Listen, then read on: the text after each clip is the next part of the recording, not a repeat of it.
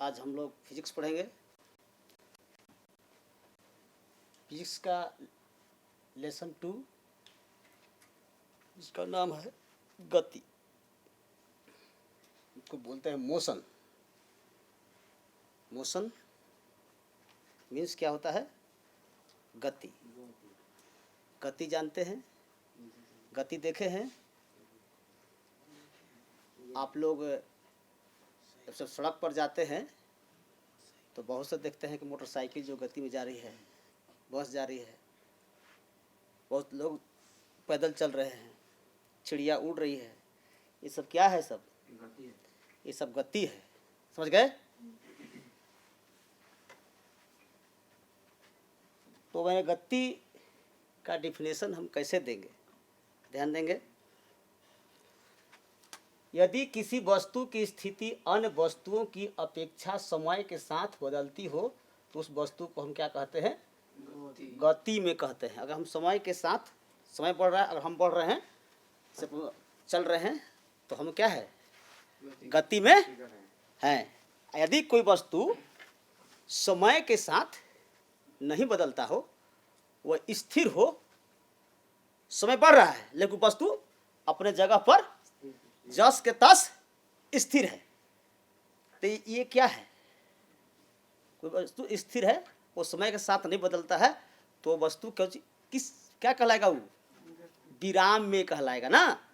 जैसे मैं गति में हूँ, लेकिन हमारे अपेक्षा ये ब्लैक बोर्ड क्या है? विराम में है। हमारे अपेक्षा आप लोग क्या है? विराम में है। और मैं क्या हूँ? गति में हूँ, कि मैं समय के साथ मैं चल रहा हूँ, लेकिन समय बढ़ रहा है, लेकिन आप लोग तो बैठे हैं। आप लोग तो गति परिवर्तन नहीं हो रहा आप लोग में, इसलिए आप लोग विराम में हैं। हम क्या हैं? गति में हैं। समझ गए? तो इस तथ्य पर हम इस तथ्य को बताना चाहते हैं कि देखिए, कहा जाता है कि रात का अनुभव वही व्यक्ति कर सकता है जो दिन का अनुभव किया हो। जो दुख का अनुभव वही कर सकता है जो सुख के बारे में जानते हो। मीठा के बारे में कौन बता सकता है? व्यक्ति जो तीता के बारे में जानता हो ना। तो उसी प्रकार हम गति कैसे जान सकते हैं? विराम की अपेक्षा। विराम समझते हैं ना? विराम मतलब एकदम स्थिर, थोड़ा सा भी हिलडोल नहीं। जैसे यहाँ पर बहुत से आप लोग का वस्तु यहाँ पर उदाहरण देखने को मिल रहा है। देखे ना, ये हम कहेंगे कि ये ब्लैक बोर्ड क्या है? विरामावस्था में है। ये टेबल क्या है? ये पेन क्या है? विरामावस्था में है। और यहाँ पर कोई गति अवस्था में कोई दिखाई दे रहा है? कुछ गति दिखाई दे रहा है? यहाँ पर नहीं दिखाई दे रहा है। यहाँ पर गति में कौन है? मैं हूँ, कि मैं चल रहा हूँ और आप लोग बैठे हैं। तो आप लोग तो बढ़िया से एकदम आराम से समझ गए होंगे कि गति क्या है और विराम क्या है। बहुत अच्छा समझ गए। टाइप ऑफ मोशन मतलब गति के प्रकार। बहुत से गतियां हैं, समझ गए ना। तो आप लोग गति देखते हैं, हर आदमी जो है एक दिशा में चलता है। कोनो टेढ़ा मेढ़ा चलता है, कोनो सीधा चलता है, कोनो गोले में घूमता है। एक जैसा गति करता है कोई? करता है? हर वस्तु सीधी रेखा में गमन करती है? हर वस्तु सीधी रेखा में गमन नहीं करती है। अनेक दिशाओं में वस्तु गति करती है। तो गति के हम लोग प्रकार पढ़ेंगे। तो गति के प्रकार में पहले हम लोग पढ़ेंगे रैखिक गति। पहला क्या पढ़ेंगे बच्चों? रैखिक गति। रैखिक गति इसको बोलते हैं लीनियर मोशन, ठीक ना? क्या बोलते हैं? लीनियर मोशन मीन्स रैखिक गति। रैखिक गति क्या है बच्चों? रैखिक गति में इसमें कोई वस्तु सीधी रेखा पर चलती है। सीधी रेखा पर चलते हुई वस्तु को आप लोग उदाहरण दे सकते हैं, बता सकते हैं? ढालू, हाँ, प्रकाश सीधी रेखा में गमन करती है। कहते हैं हाँ, रैखिक गति, जैसे बंदूक से छोड़ी गई गोली, बंदूक हम गोली छोड़ते हैं तो सीधी रेखा में गमन करती है, तो बंदूक से छोड़ी गई गोली क्या है? रैखिक गति है। आ ढालू पर नीचे सरकता हुआ बालक, आप लोग ढालू पर सरकते हैं ना, वहाँ पर है ना आप लोग, हाँ, सरकते हैं ना, तो कौन गति है? रैखिक गति। समझ गए? तो रैखिक गति में वस्तु कैसे गमन करता है? सीधी रेखा में एकदम। अच्छा तरह समझ में आ गया? ठीक। अब दूसरा आता है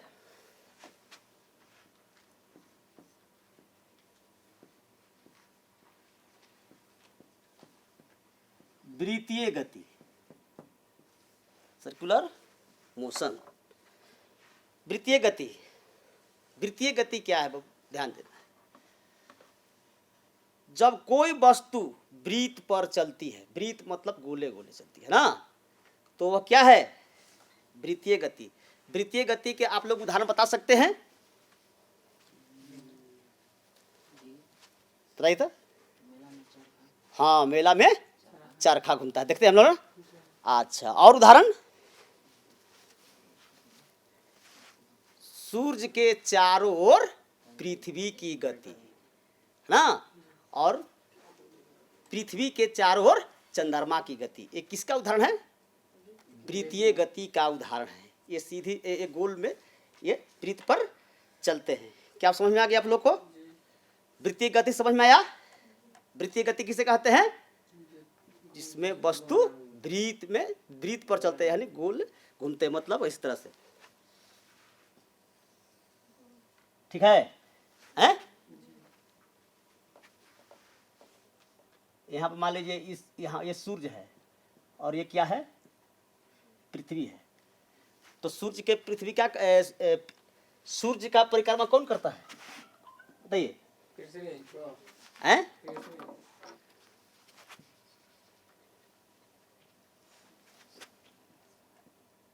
कितने ग्रह है मालूम है? 9 ग्रह हैं, अभी 8 ग्रह। ठीक। तो इसमें वस्तु वृत्त पर चलती है, उसे क्या कहते हैं? वृत्तीय गति। अच्छा तरह से समझ में आ गया आप लोग को? बहुत अच्छा। अब हम तीसरी गति का बात बताएंगे, वो है दोलनी गति। दोलनी गति।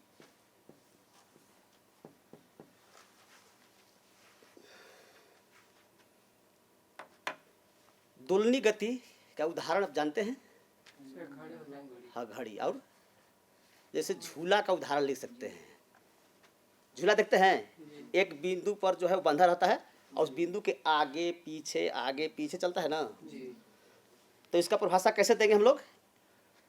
कि वैसी गति जिसमें वस्तु एक निश्चित बिंदु के आगे पीछे चाहे तो ऊपर नीचे चलती है, तो उसे हम क्या कहते हैं?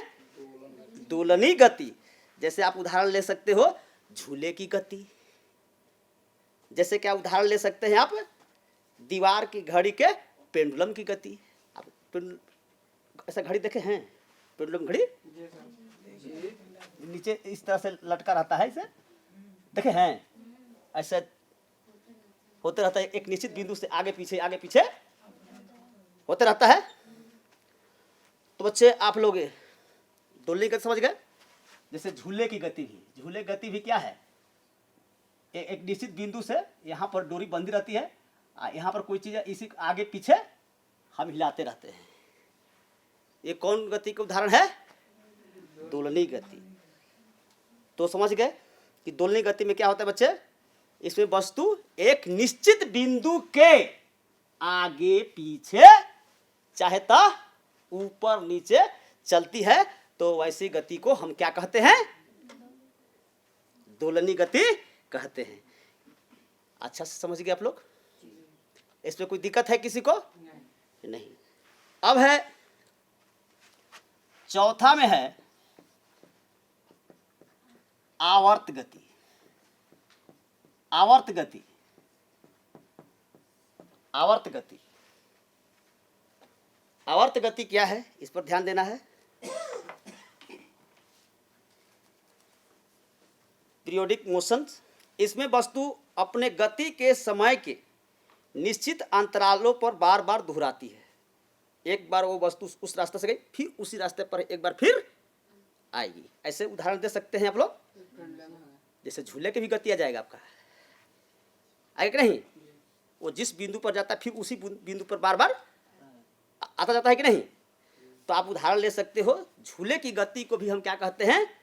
आवर्त गति कहते हैं। अच्छा, सिलाई के मशीन के सुई के भी गति ले सकते हैं, एक ही स्थान पर बार बार आता है ना, तो उसे क्या कहते हैं? आवर्त गति।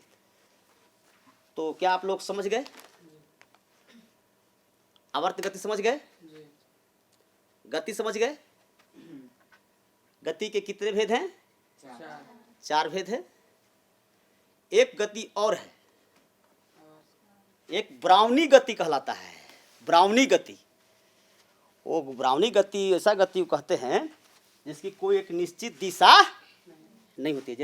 जैसे कि खेल के मैदान में जो फुटबॉल खिलाड़ी होते हैं, उनकी गति निश्चित होती है। कब वो कब घूम जाएंगे, कब वो कब गेंद मारे, किधर दौड़ेंगे, कोई पता नहीं है। तो उस फुटबॉल के जो खिलाड़ी होते हैं कौन सी गति का पालन करते हैं? ब्राउनी गति का पालन करते हैं। क्या आपको समझ में आ गया? समझ में आया कि नहीं आया? तो गति के बारे में आप लोग बहुत अच्छा समझ गए। तो अब हम गति के बारे में आप लोग समझ गए,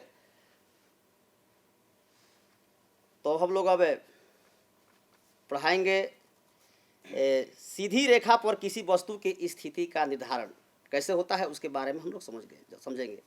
किसी वस्तु की स्थिति को निर्धारित करने के लिए एक निर्देश बिंदु ली जाती है। किसी वस्तु की स्थिति को जानने के लिए क्या ली जाती है?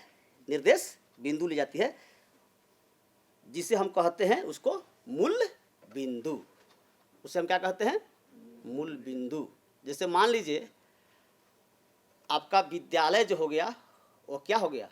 मूल बिंदु।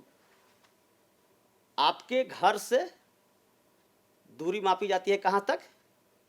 विद्यालय तक। तो किसी का घर से विद्यालय की जो दूरी होगी,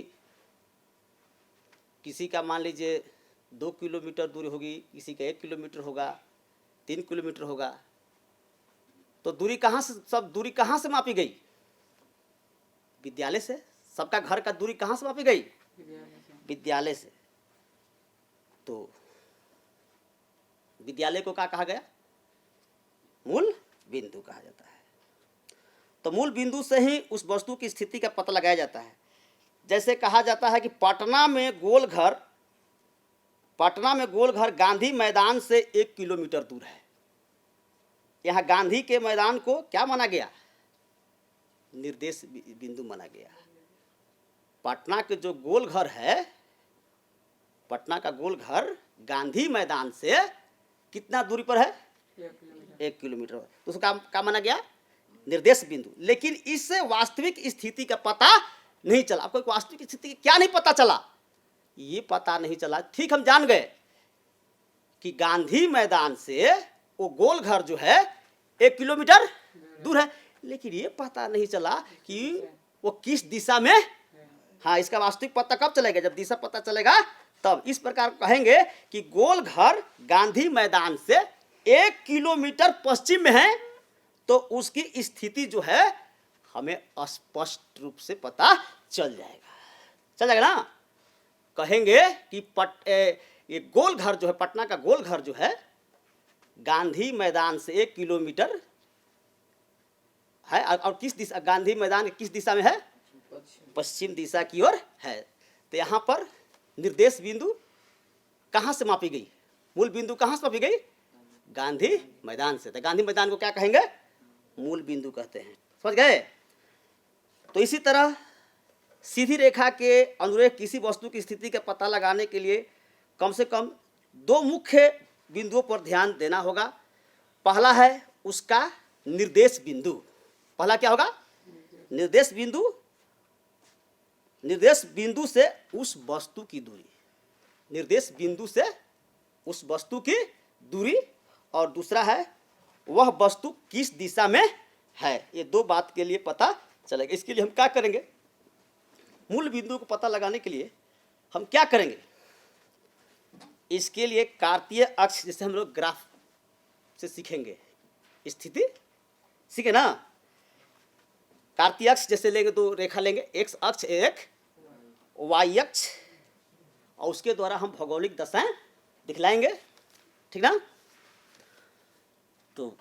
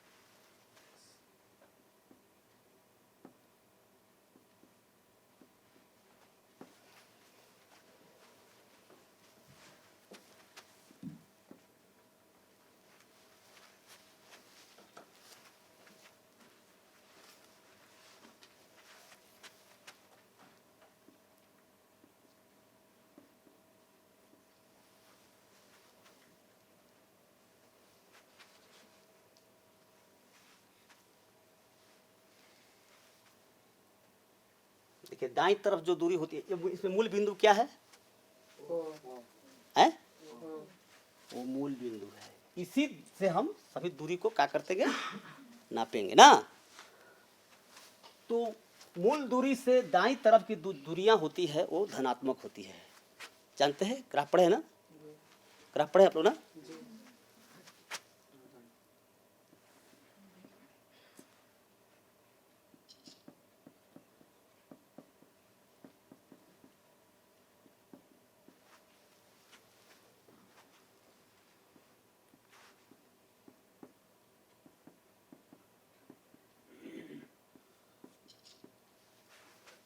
एक्स डैश अक्ष जो होता है उधर माइनस, और वाई अक्ष से ऊपर जो है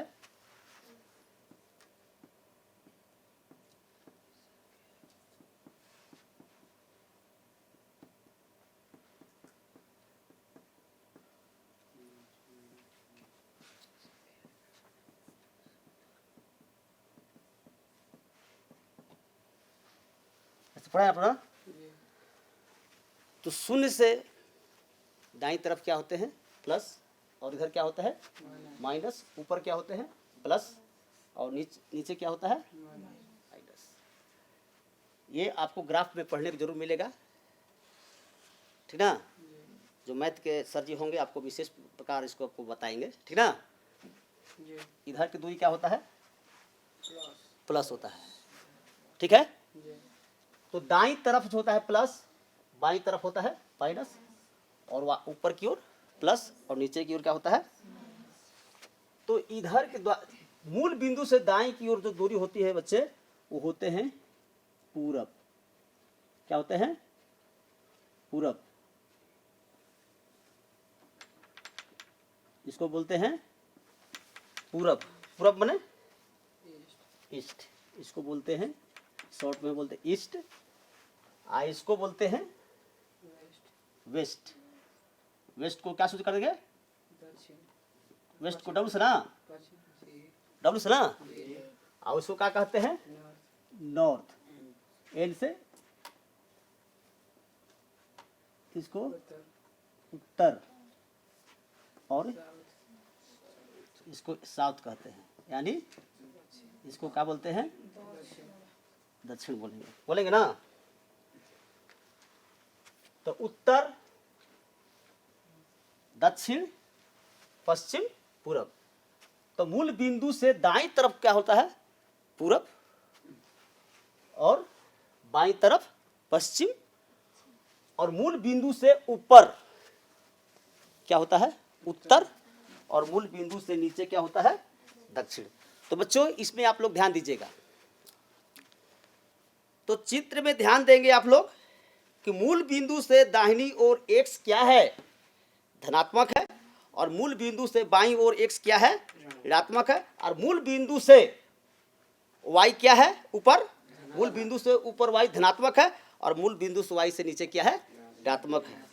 तो मूल बिंदु से दाईं ओर पूरब, बाईं ओर पश्चिम, और मूल बिंदु से ऊपर उत्तर, और मूल बिंदु से नीचे दक्षिण। क्या आपको अब दिशा का ज्ञान आप लोग को हो जाएगा, हो जाएगा ना। यदि हम कहेंगे कि हम मूल बिंदु से कोई वस्तु दक्षिण की ओर, कोई वस्तु दक्षिण की ओर 5 मीटर की दूरी पर है, कोई वस्तु मूल बिंदु से दक्षिण की ओर कितने दूरी पर है, 5 मीटर की दूरी पर है, तो हम कहाँ दिखाएंगे, 5 मीटर कहाँ देखेंगे, हम कहाँ रहेगा, हम देखेंगे कि दक्षिण कौन होगा, मूल बिंदु से नीचे के हम क्या कहते हैं। तो हम मूल बिंदु से वो दक्षिण की ओर 5 मीटर की दूरी पर वो व्यक्ति खड़ा है, तो कहाँ खड़ा है, इधर खड़ा है कि यहाँ खड़ा है कि यहाँ कि यहाँ, दक्षिण, दक्षिण का मतलब नीचे। हम कहाँ दिखाएंगे, यहाँ दिखाएंगे, दिखाएंगे ना, बोलिए। आप कहेंगे कि कोई व्यक्ति जो है मूल बिंदु से उत्तर की ओर 4 मीटर की दूरी पर खड़ा है, कोई व्यक्ति जो है मूल बिंदु से उत्तर की ओर कितने दूरी पर है, 4 मीटर, उत्तर की ओर कहाँ दिखाएंगे, कहाँ खड़ा है व्यक्ति, वो 4 मीटर यहाँ खड़ा है, समझ गए। उसे कहेंगे कि कोई व्यक्ति मूल बिंदु से 5 मीटर जो है दूरी पर पश्चिम की ओर खड़ा है, तो कहाँ दिखाएंगे, बाएं साइड के यहाँ व्यक्ति खड़ा है। अब समझ में आ गया। तो कोई भी दूरी जो है कहाँ से ज्ञात करते हैं बच्चों, मूल बिंदु से। कहाँ से दूरी ज्ञात करते हैं, मूल बिंदु से। क्या समझ में आ गया। इसमें इस तरह से आप लोग को मैथ में पढ़ना है, पढ़ना मैथ में, जिसको बोलते हैं चतुर्थांश बोलते हैं। चतुर्थांश के बारे में आप लोग जानेंगे। चतुर्थांश कितने होते हैं, कई भाग में बटा हुआ है, 4 भाग में, है ना। एक्स अक्ष और वाई अक्ष जो एक दूसरे को कितने भागों में बटा है, 4 भागों में, 1 2 3 4। देखिए यहाँ से चतुर्थांश शुरू करते हैं। पहले चतुर्थांश हम लिखते हैं एक्स अक्ष से ना। पहले किसकी दूरी, किसका मान लिया जाता है, पहले निर्देश बिंदु में पहले एक्स अक्ष का मान लिया जाता है, तब वाई अक्ष का लिया जाता है, समझ गए। और एक्स अक्ष को ऐसे हम एक्स अक्ष को भुज बोलते हैं, और वाई अक्ष को क्या बोलते हैं, कोटि बोलते हैं, समझ गए। तो एक्स के मान इधर क्या है प्लस, फिर वाई के मान लेते हैं, तो वाई के मान भी क्या है, वाई के मान है प्लस। पहले किसका लेंगे मान, पहले एक्स अक्ष का लेंगे, तो प्लस और प्लस ये क्या होगा, प्रथम चतुर्थांश। समझ में आ गया। अब ये इसका भाग लेते हैं। पहले हम इसमें माइनस लेंगे ना, पहले एक्स का मान लेंगे। अब बताइए एक्स के मान क्या है इसमें, बाईं तरफ देखिए, पहले एक्स के मान क्या है, माइनस, और वाई के मान क्या है, प्लस। तो माइनस और प्लस किस चतुर्थांश में है, हाँ, इसको बोलेंगे द्वितीय चतुर्थांश, द्वितीय चतुर्थांश। समझ में आ गया। अब है इसमें आते हैं। पहले भी बताया, पहले किस अक्ष को लेंगे, किस अक्ष का मान लेंगे, एक्स अक्ष का लेंगे। तब क्या लेंगे y अक्ष को। तो इसमें x अक्ष पहले क्या है माइनस है और y अक्ष क्या है y अक्ष मूल बिंदु से नीचे दिखिए ना माइनस तो है, तो इसमें माइनस, तो माइनस और माइनस अगर दिया रहा दोनों मूल माइनस माइनस है, परीक्षा में हमेशा ये क्वेश्चन टच करता है 1 नंबर का। ये फिजिक्स के साथ आप मैथ भी पढ़ रहे हैं, इसको भूलिएगा मत, समझ गए। इसको बोलते हैं तृतीय चतुर्थांश, समझ गए। और फिर यहां पर हम पहले x के मान लेते, x के मान क्या है प्लस है, y के मान क्या है माइनस है। तो प्लस और माइनस ये किस चतुर्थांश में है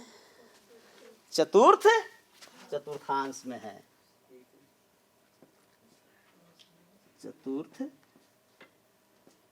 चतुर्थांश। क्या बच्चे आप लोग समझ में गए। हम कहेंगे 2 और 3 ऐसे देकर ये किस चतुर्थांश में है, ये किस चतुर्थांश में है, ये +2 + 3 किस चतुर्थांश में है प्रथम चतुर्थांश में। यहां पर देखिए प्लस प्लस है ना। अब कहेंगे बच्चों कि -3 और -5 किस चतुर्थांश में है तृतीय चतुर्थांश में है। अगर हम कहेंगे 5 और -4 ये किस चतुर्थांश में है, ये चतुर्थ है प्लस। और ये अगर आप समझ गए तो समझ लीजिए कि आपका 1 नंबर हमेशा के लिए रखा है। हर परीक्षा में आपको 1 नंबर चतुर्थांश पूछता है। आप एग्जाम दीजिएगा तो बराबर आपको ये प्रश्न आता है। इसके बारे में पूरी तरह से आप कंफर्म हो गए, कोई दिक्कत नहीं है। और अभी पता चला आपको समझ में आया कि किसी भी वस्तु की दूरी जो है हम कहाँ से निकालते हैं मूल बिंदु से। मूल बिंदु से आप बताएं हम कि दाईं ओर की जो दूरी होती है वो क्या होती है पूरब कहलाती है ना, और बाईं तरफ पश्चिम, ऊपर, उत्तर, नीचे, दक्षिण। अच्छे तरह से ज्ञान हो गया ये। इसमें कोई पूछता है ऐसा क्वेश्चन में, ऐसा क्वेश्चन दे देगा कोई एग्जाम में, कहेगा ना कि इसमें x अक्ष के मान बताओ, क्या बताएगा। इसमें 2 और 3 दिया है तो इसमें x अक्ष का मान क्या बताओगे। मैं पहले बताया था आप लोग को, ध्यान देना होगा कि पहले हम x अक्ष लिखते हैं और तब क्या लिखते हैं y अक्ष के मान लिखते हैं। तब x अक्ष क्या हो जाएगा, x अक्ष हो जाएगा 2 और y अक्ष क्या हो जाएगा 3 निर्देशांक हो जाएगा, ठीक ना। x अक्ष को हम भुज कहते हैं और y अक्ष को क्या कहते हैं कोटि। कोटि मतलब जो खड़ा है, कोट बांस के जो खड़ा कोट कहल ना, तो एकरा के y अक्ष के कोटि। आ भुज जो है जो आप इस तरह से रेखा जो दिया हुआ है ये क्या, इसको क्या कहते हैं क्षितिज रेखा को क्या कहते हैं, पट रेखा क्या कहते हैं इसको, इस रेखा को बोलते हैं हम भुज कहते हैं ना। तो x अक्ष को भुज बोलते हैं और y अक्ष को क्या बोलते हैं कोटि बोलते हैं। अब इस प्रश्न में आएगा कि इस प्रश्न में भुज क्या है। भुज बने x अक्ष, भुज बने और कोटि बने y अक्ष। तो बताइए भुज क्या है 2 और कोटि क्या है 3। क्या आपको समझ में आ गया। ये बताइए, हम पूछ रहे हैं दूसरा प्रश्न में,